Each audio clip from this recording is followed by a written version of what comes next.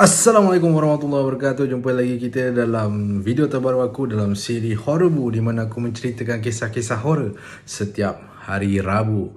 Terima kasih banyak-banyak kepada korang semua yang masih lagi sudi untuk menonton video aku ni. Kepada sesiapa yang masih belum subscribe, sila tekan butang subscribe di bawah. Dan jangan lupa untuk tekan butang loceng supaya korang mendapat notifikasi setiap kali aku memuat naik video-video aku yang terbaru. Jadi pada hari ni aku nak kongsikan kisah pasal apa pula? Hari ni aku nak share sesuatu yang berlainan sedikit. Tak adalah lain sangat, masih lagi berkonsepkan kisah-kisah horror. Cuma aku nak share pengalaman aku sendiri, berdepan dengan satu insiden yang agak misteri juga. Bukan aku yang kena, tapi aku ada kat tempat tu masa tu. Dan ini berkenaan dengan kisah ataupun gangguan yang berlaku di kolej tempat aku belajar dulu, dan nama dia ialah Kolej Matrikulasi Changlun. Okay, so sebelum aku masuk ke part cerita tu, aku nak cerita sedikit pasal Kolej Matrikulasi Changlun ni kan. Okay, so Kolej Matrikulasi Changlun ni mula dibuka pada tahun 2003 dan aku adalah student batch pertama Kolej Matrikulasi Changlun tu. So memang kita orang ni masa tu ada berapa ratus orang, aku tak ingat. Tapi tak full lah, memang tak full house sangat pun. Sebab setiap blok kediaman tu tak ramai lagi orang duduk. Masa kita orang sampai tu, perpustakaan pun tak ada apa-apa isi lagi, kosong. Tapi kita orang merasa lah macam kata menjadi perasmi pertama segala peralatan-peralatan yang ada dalam Kolej Matrikulasi Changlun lah. Dan entahlah, ada yang mengatakan bahawa pada awalnya kolej matrikulasi tu belum lagi nak dibuka, tapi dia kerajaan mendapat arahan daripada Perdana Menteri pada masa tu, iaitu Tun Mahathir, untuk segera membuka Kolej Matrikulasi tu. Dan mungkin disebabkan tu juga rezeki aku untuk masuk Kolej Matrikulasi. Kalau tidak, mungkin aku tak akan jadi student matrik. Aku mungkin kena ambil diploma, sebab mungkinlah aku punya kelayakan akademik SPM tu tak mencukupi kan. Tapi rezeki dapat masuk matrik Changlun. Okay, batch yang pertama. Alright. Dan Changlun ni pun first time juga aku pergi. Dan memang Changlun ni aku boleh kata tempat yang memang agak dalam juga, sebab aku first time gila sampai dekat Changlun tu. Bank yang ada kat situ ada dua bank je, BSN dengan Public Bank. Kalau BSN tu tak boleh pakai dia punya mesin, kena pergi kat Public Bank. Dan kalau cucuk duit tu, diorang charge, Public Bank charge RM12 tak silap aku. Kalau ada RM50, RM12 kena rembat, RM48 je tinggal. Oh, barai. Alright, so itu sedikit pasal Kolej Matrikulasi Changlun aku tu. So ni aku nak kongsikan kisah misteri yang berlaku. Okay, masa tu aku ambil program perakawanan. Okay, program perakawanan. So program perakawanan ni dia ada dipecahkan kepada dua kelas yang besar. Okay, ada kuliah A, kuliah B. So aku ni geng kuliah A Okay, dan ada dalam beberapa ratus orang tu, sebab kelas kuliah dibuat secara mass, secara ramai. So diadakan dalam dewan kuliah. Masa tu aku ingat lagi subjek perakaunan. Dan pada masa kejadian ni berlaku, waktu tu lebih kurang dalam pukul 4 nak ke 5 petang lah. Okay, dah masa tu cuaca kat luar pula memang tengah gelap. Memang macam nak hujan lebat gila masa tu. Padahal belum malam ni, tapi memang gelap. Memang macam cuaca nak hujan. Memang dah macam ciri-ciri cerita hantu tu memang macam dah ada lah. Dah macam tanda-tanda. Alright, so kelas pun berlangsung lah. Awalnya macam biasa kelas berlangsung. Okay, aku pun belajar duduk belakang sekali kan. Biasalah geng-geng nakal duduk belakang sekali belajar. Okay, lecturer bagi kuliah semua dan sebagainya. Tiba-tiba aku mula dah perasan ada budak perempuan ni, dia duduk dekat, macam aku duduk belah sini, budak perempuan tu duduk beberapa baris depan, dalam satu baris je, tapi dia duduk ujung sikit. Aku rasa macam dia macam tengah menangis kan. Aku tengok apa hal lah budak-budak ni kan. nangis ni, takkan belajar akaun rasa susah gila sampai nak menangis kan. Lepas tu aku perasan kawan-kawan dia macam pujuk dia, dan dia menangis macam ni, tutup mata, dia tutup macam dia macam tak nak buka dia punya mata tu. Aku dah pelik gila lah. Okay, lepas tu aku dengan kawan-kawan aku pun dah pelik lah tengok budak tu kan. Hal lah pula budak ni. Lepas tu tak lama lepas tu budak tu jerit, "Kau diam lah!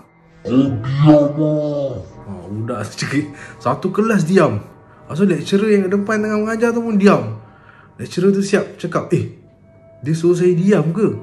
Lecturer tu tanya macam tu. Lepas tu budak tu sambung nangis. Lepas tu lecturer pun terpaksa lah pergi jumpa, cakap dekat kawan-kawan budak yang tengah menangis tu kan. Kenapa ni? Kenapa? Sekali rupanya menurut cerita kawan yang duduk sekali dengan budak nangis tu, dia kata tengah lecturer tu mengajar, tiba-tiba pintu kuliah yang kat belah depan tu terbuka dengan sendiri.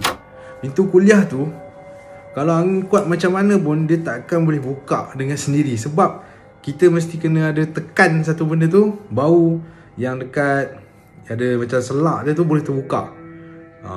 So macam mana sekarang ni pintu tu boleh terbuka dengan sendiri? Masa tu sebenarnya ramai orang tak perasan tau. Okay, macam mana pintu tu boleh terbuka dengan sendiri. Tapi kumpulan yang kawan budak tengah menangis tu, diorang kata pintu tu memang terbuka dengan sendiri. Lepas tu diorang kata budak tu sebenarnya dia ternampak ada benda. Dia je, budak tu je yang nampak ada benda tu. Dia tengah bermain, dia tengah terbang dekat depan mata dia, sekitar dia je. Dia je yang nampak. Dan benda tu memang tengah kacau, dia tengah belajar. So that's why dia tutup muka dia ni. Dia tak nak tengok benda tu tengah terbang sekeliling dia macam tu.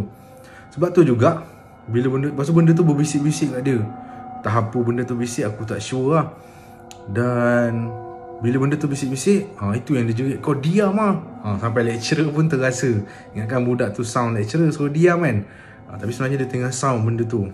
Okay lah, lepas tu lecturer kata, "Okay, tak apa, bawa dia keluar daripada sini, bawa dia pergi ke tempat lain.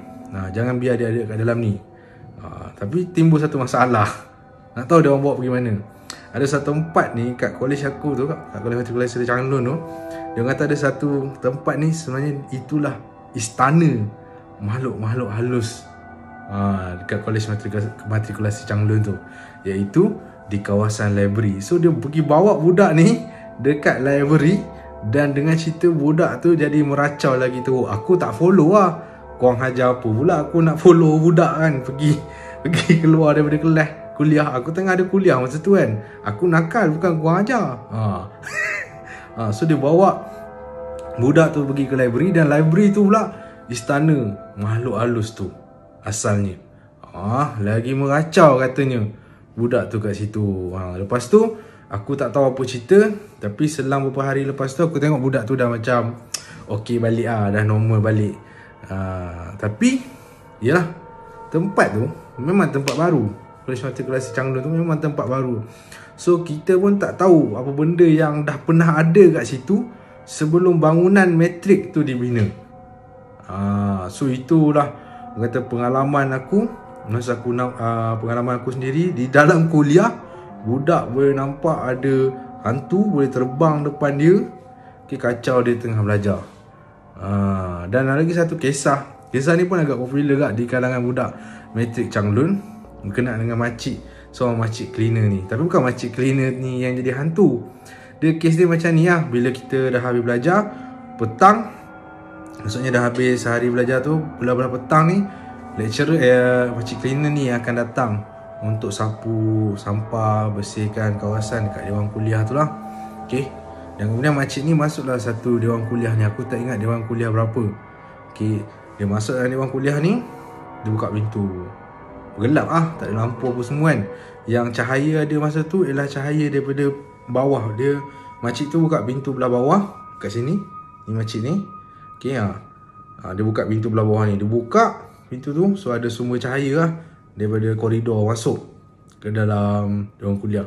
Kemudian bila makcik tu buka je pintu, makcik tu nampak macam ada sesuatu kat belah atas, berdiri dekat laluan tangga tu dalam dewan kuliah. Makcik tu pun tengok, apa benda tu kan. So makcik tu masuklah dalam dewan kuliah tu sebab nak pastikan yang dia nampak tu orang ke apa kan. Takut ada budak terperangkap ke kan. So dia tengok. Tapi bila makcik tu tengok, rupa terkejut dia. Makcik tu terkejut gila. Sebab dia tengok benda tu macam manusia, tapi tak ada kepala. Dan dia tak ada kepala, dan dia tengah pegang, macam pegang budak-budak. Makcik tu bawa perasan. Apa lagi? Kelang kabut makcik tu keluar daripada dewan kuliah tu.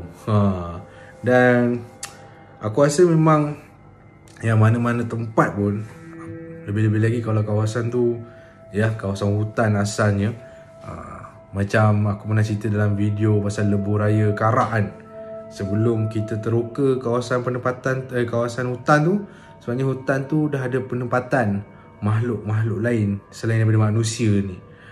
So bila kita buat bangunan ke apa, sebenarnya kita dah, orang kata dah rosakkan dia punya tempat. Dan kita bukan semudahnya nak suruh benda-benda tu keluar macam tu je kan.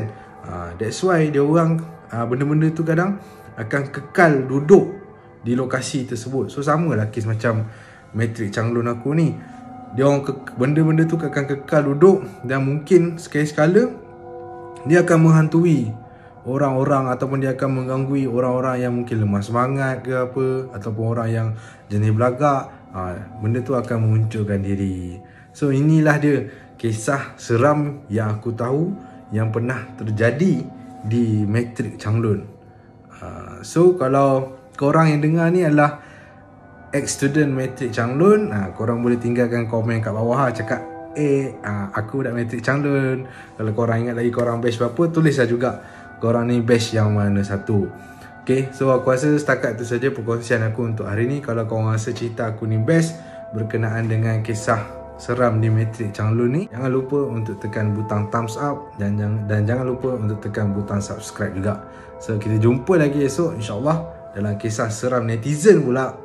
Setakat tu dulu untuk hari ni. Assalamualaikum.